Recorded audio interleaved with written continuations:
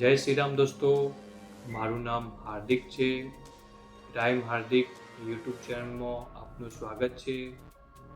આજે મહેસાણા જિલ્લા ખાતે તારીખ 7/9/25ના રોજ બનેલ ગુનાઓ વિશે વાત કરીશ.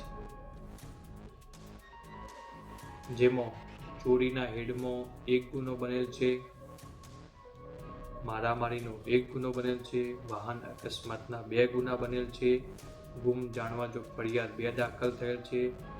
સૌ પ્રથમ આપણે ચોરીના હેડની વાત કરીશું. તો ચોરીના હેડમાં ગળફોડ ચોરીનો ગુનો લાગણજ પોલીસ સ્ટેશન ખાતે દાખલ થયેલ છે. જેમાં ધનપુરા ગામ ખાતે તારીખ 6/9/25ના રાત્રિના 10 વાગ્યા પછી તારીખ 7/9/25ના સવારના 8:30 વાગ્યા સુધીમાં કોઈ અજાણ્યા ચોર ઈસમો આ ગામના ફરિયાદીના ઘરે પ્રવેશ કરી ઘરમાં તિજોરીનું તાળું તોડી જેમાં રાખેલ સોના ચાંદીના દાગીના તેમજ રોકડ રકમ મળી કુલ કિંમત ₹75,81,550 ની મત્તાની મુદ્દામાલની ચોરી કરી નાસી ગયેલ હોય, જે બાબતે લાગણજ પોલીસ સ્ટેશન ખાતે ગુનો દાખલ થયેલ છે.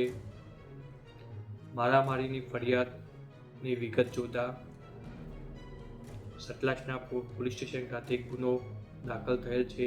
જેમાં આ ગામના ફરિયાદી તથા સામેવાળાને ખેતરમાં શેઢા બાબતે ઝઘડો થતો તલવાર ધોકા વડે હુમલો કરી ગુનો કરેલ છે. વાહન અકસ્માતની વાત કરીએ તો તારીખ 6/9/25ના સાંજના 6 વાગે હડોલ ગામ ખાતે સાબરમતી નદી ઉપર I-20ના ચાલકે આ ગામના ફરિયાદીના પિતાશ્રી મોટરસાયકલ લઈને જતા હતા.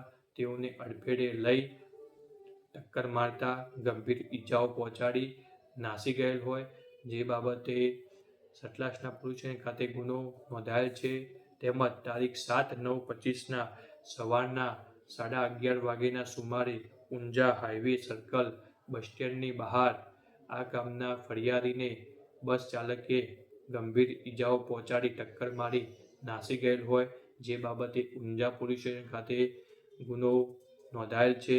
તેમજ ગુમ જાણવા જો ફરિયાદ જોતા સાંથલ પોલીસ સ્ટેશન ખાતે એક દાખલ થયેલ છે. જેમાં ગુમ થનાર પ્રજાપતિ દર્શન નવીનભાઈ ઉંમર વર્ષ 23 રહે સાંથલ કે જેઓ તારીખ 3/9/25ના રોજ કડી ખાતે ચશ્મા લેવા જવાનું કહીને નીકળેલ હતા, જે આજ દિન સુધી ઘરે પરત ન ફરતા ગુમ જાણવા જોગ દાખલ થયેલ છે. તેમજ એક વિસનગર શહેર ખાતે ગુમ જાણવા જોગ દાખલ થયેલ છે, જે વિગતે વિનોદકુમાર કચરાભાઈ ચૌધરી ઉંમર વર્ષ 40 કે જેઓ રોજની જેમ ચાલવા જવાનું કહીને ઘરેથી નીકળેલ હતા, જે આજ દિન સુધી ઘરે પરત ન ફરતા ગુમ જાણવા જોગ દાખલ થયેલ છે. તો મિત્રો, તારીખ 7/9/25ના રોજ મહેસાણા જિલ્લા ખાતે આટલા ગુના બનવા પામેલ છે. વિડીયોનો હેતુ એટલો જ છે કે આ પ્રકારના ગુનાઓ બને છે, આ ગુનાઓ આપની સાથે ન બને તે બાબતે ચોક્કસ તકેદારી સતર્કતા રાખશો. જય હિન્દ, જય ભારત.